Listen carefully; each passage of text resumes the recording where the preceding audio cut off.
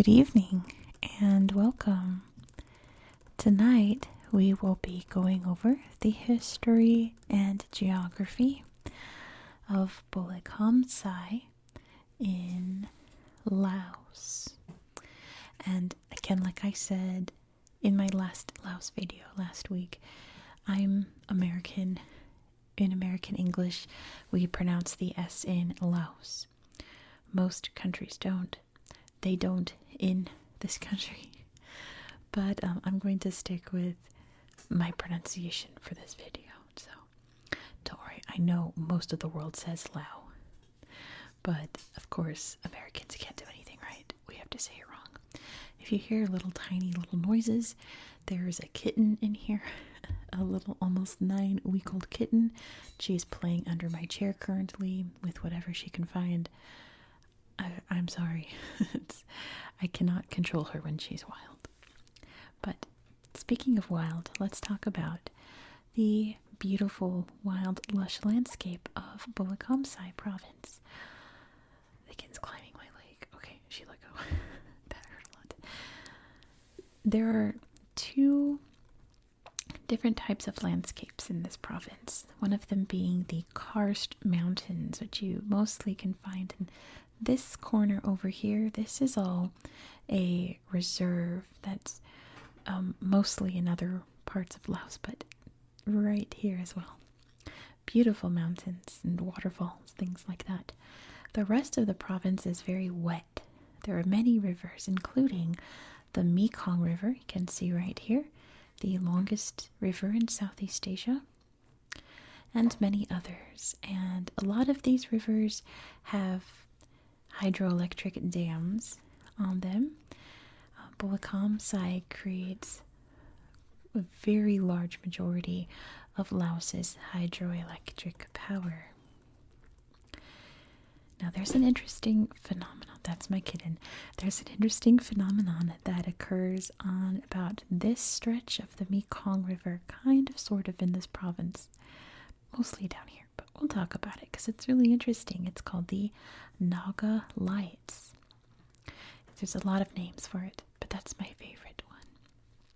Essentially, it's a phenomenon where at a certain time of year, usually in October, these huge balls of fire jump out of the water, and nobody really knows why. It's kind of like St. Elmo's fire or ball lightning, just one of those very strange natural mysteries. So there's a festival around that season in this area here in Thailand and Laos, because we're on the border of Thailand here. The kitten's biting my ankle. Thank you, kitten. Okay. And yeah, it's a really interesting phenomenon. I wish I could tell you more about it, but we really just don't really know why it happens. And there's a very ancient myth about the Naga, which are these huge serpent creatures that you can find throughout many different facets of Buddhism, but they allegedly lived in the Mekong River. So they are fireballs from the Naga. That's my favorite explanation. There's another, I don't want to say national park, I guess it's a protected region that's around here. And in these forest regions, I think particularly in this, it's either, I can't remember which one it is actually. There's a very interesting creature called the Saola, which is one of the rarest mammals in the world. It is a bovine creature, so imagine cow-like, but to me they look more like antelope, deer, things like that. They're also called the Asian unicorns. One, because they have very long horns, kind of like an oryx, and the oryx were hunted and killed for a long time for their horns because they looked like unicorn horns. And also just because they're very rare and very mysterious, almost mythical, you know. Of course, the ancient people had skulls of them and their horns, things like that, throughout history. But in modern times, one hadn't been seen and documented until 1992. Everyone that's been captured has died in captivity. And we haven't seen one since 2013. A wildlife camera out in the forest snapped a picture of one, and it's not very good quality at all. And it has little baby horns. But yeah, very mysterious creature. Now, for the history of this area in particular, I didn't find too much. I really only found information from one period in history. Hold on, let me calm down this cat. She's going crazy. The culprit. The culprit. Say hi to Bonnie Blue. Yeah, little monster. What are you doing? All right, she's here now. Get my headphones back on. All right, so watch me go like this. Hi, baby girl. Yes. She's never really seen me film before. All right, off she goes. She's not going to calm down, though, so... Okay, she's going to sit just off screen. That's fine. That's fine. Let's talk about the brief time of history that I found about Bolikhamsai, which was in kind of the late 1800s. This area, throughout history, kind of bounced back and forth between Siam, which we now call Thailand, and a region of Vietnam known as Annam. By 1836, though, it was firmly part of Siam. Now, coming from southern China here were roving gangs, very dangerous gangs, known as the Ha. And there were many different factions. There were the black flags, the yellow flags, the striped flags, and this region was invaded by the red flags in 1865. The red flags did a lot of damage in what's now Laos and parts of Vietnam as well. In 1874, the kings of the Nguyen dynasty of Vietnam and the king of Luang Prabang, which is up here in Laos, said, let's combine our military power and fight these guys, get them out of here. They are causing chaos. And eventually they were joined by the king of Siam to drive them out. But these two kings, here and over here, had the backup of the French, who were very greatly interested in colonizing this area, just like my cat is trying to colonize my pencil right now. It's pointing with this side so she doesn't bite the lid. Eventually they did fight them all off, and in 1876 the king of Siam founded the town of Pak Sai, which is right underneath my kitten. Here, let me distract her over here and I'll point to it. Pak Sai right here. For the survivors of the many towns that were destroyed by the Ha, by the red flags.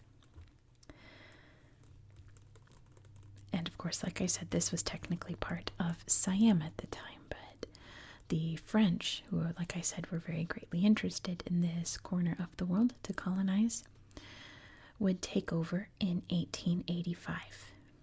And the Thai living here had to flee over the river to safety because, very famously, Thailand was never colonized by any European powers. And that's pretty much all the history that I have for you in this region. I really did not find anything else. It seems like a very quiet place, little villages, little farms, things like that, and mostly just wilderness. So with that being said, my cat's jumping off the desk in a second, and I'm going to go grab my tablet so we can look around Google Earth. I didn't find too many pictures here, but I did find some nice ones. My other cat is in the corner and just sneezed. I'm sorry about that. It made the kitten all puff up. So why don't I go get my tablet, move this little cat off the desk, because then you won't be able to see anything. And we'll explore Laos on Google Earth. Okay. This is my second attempt to film this. I started, the cat caused more chaos. I got them snacks, they're kicked out. So we'll be in peace now. Here we are in Bolikhamsai province. But of course I'm going to start by zooming out so you can see exactly where we are in the world. Here's Laos, you can see. The only landlocked country in Southeast Asia. Vietnam's over here. There's Cambodia, Thailand. And Laos has a border with Myanmar as well. We talked about this corner of Laos last week. I'll throw my playlist up in the corner there if you want to check that out. Other videos about Laos that I've done. But yeah, there's Southeast Asia, or Indochina, as it was known during colonizer times. And that name's kind of sort of stuck, but it is a name from colonization, so it's not the best. Let's start off here in Pakistan. This is the capital of the province. Not too many pictures in this town. Not too many pictures throughout this entire province, to be honest. Let me look a little closer. You can see the mighty Mekong River here.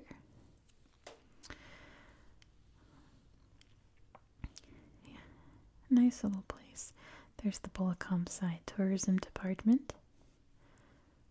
There it is. Some kind of campaign happening there, it looks like. But yeah. Not very many pictures in this part of Laos. Let's head over here though and check out where there is a lot of pictures. This is, oh gosh, I might butcher this. Phuc Khao Khoi National Biodiversity Conservation Area. So kind of like a national park, right? And you can see how green and lush it is, and you can see all of the beautiful mountains here, all the rivers coming off. It's so pretty. Let's look at the pictures here. There are all kinds of waterfalls. We'll look at this one more in depth in a minute. Beautiful Wat, or Buddhist temple, with a monk right there.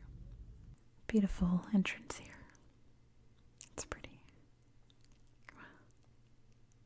Big tower there. Definitely part of this temple. Beautiful Mekong River. Look at that view. Stunning, stunning. Wow. That would be a nice spot to sit, wouldn't it? Wow. Yeah, I actually like this slideshow because there's not really many good temple slideshows to show you in this province. This is also a province where when you go to different tourist websites to find things to do, they tell you things that aren't in that province. They're like, well, if you traveled this way, then you'll see. And it's like, well, I don't want to travel that way. I want to stay here. But anyway, gorgeous landscape, scary bridges. Pretty from above and up close. Cute. And a little cow. But yes, I have to show you this waterfall, which sometimes it's hard to make it pop up. Let me see, it's like over here. Oh gosh, come on. There we go. Phew. Look at this. It's like a staircase. And this must be during dry season. Just camping in the water. How fun is that? Wow, that must be a neat hike to get to the waterfall. Oh wait. Let me turn this off. Okay. I'm sorry if that light was bright. I've had technical difficulties while filming this, and it isn't even cat related, but we won't get into it. It's so neat. These rocks just so. It's like you can climb them on a quiet day, but evidently some days it's raging water. You can splash in there. That looks like fun. How relaxing. I bet it's very hot outside and the water's nice and cool coming down from the mountains. It's so pretty. Beautiful, beautiful. All right. another slideshow over here. Let's see if I can remember where that is. I don't think so. Goodness. Let me put the borders back up just to make sure that I am not wandering too far away. It was like down here. And it's gone. I guess. And I have to be careful because if I go too far this way, I wind up in Thailand. And there's all kinds of photos there. So I have to be careful. One time that I can't go to Thailand. As much as I'd want to. The other area, here's Nam Kading National Biodiversity Conservation Area. And it's all very lovely as well. Lots of lush jungles, more waterfalls, big old trees. You can barbecue, I guess. There's the big hydroelectric dam. We'll look at that next, even though there's not very many pictures of it. Little camping areas. Look at that. So pretty. Gorgeous. Phew. Now that I remember. Be sure to subscribe now if you haven't done so yet, because on Friday this week, I believe, we're going to Angel Falls. So, these are very pretty, but we're about to look at, one of the most beautiful waterfalls on Earth in a few days. So stay tuned for that. I'm so excited. You gotta see how it looks on Google Earth. Google Earth can't handle it. It's so big. That's a neat photo. But anyway. You can see there's a little dammed area over there. There's so many different hydroelectric areas. Let's see if we can find. Wait, I just have to remember where it is. Let me put the borders back up. Bolikhamsai. It's very easy to see from above if there weren't huge letters there. Here we go. I knew I was nearby. Isn't it right over here? Yeah. This is the big dam. Hold still. But I think, there's only 3 pictures here of it. Looks like they're still building it right there. It's the big reservoir. Lots of hydroelectric power coming out of this province. Always a good thing to see. Now, I think everything else, there weren't very many photos to show you. I'm going to think of one more to look at, but I do encourage you to explore this province on your own. Maybe you'll find a slideshow or 2 that I missed. And do let me know in the comments if you find anything cool. Let's put the borders back up one more time. One last time, just so we don't get lost. Look at this big lake here. Oh, the mountains here. I forgot to mention during geography, but I was talking about the karst mountains, and karst in particular is very soft rock. So when it's prolonged contact with water, it creates all kinds of caves and interesting rock formations. Let's see, there's a Buddhist temple. Do you have a slideshow? Random Buddhist temple? No. Why am I not surprised? How about this random Buddhist temple? Oh, we've got something. Hey, we've got photos. Well, that's beautiful. All right, let's end the video here. Thank you so much for watching. If you enjoy this style of content, please consider subscribing. I don't know how much more kitten content there's going to be. I'm sorry, or you're welcome. It all depends on the kitten, not on me. But the rest of this week, we are celebrating Simón Bolívar, the liberator of South America, because we're going to 3 different regions named after him. Bolívar in Colombia, Ecuador, and Venezuela. So these are all the same. Okay. But we're going to see some really interesting pictures. Like I said, Venezuela, we're going to see Angel Falls. We're going to see lots of neat mountainy places in Ecuador, and in Colombia we're going to Cartagena and seeing UNESCO sites and things like that. So be sure to subscribe so you don't miss out. Please don't forget to give this video a thumbs up, especially if you liked the kitten.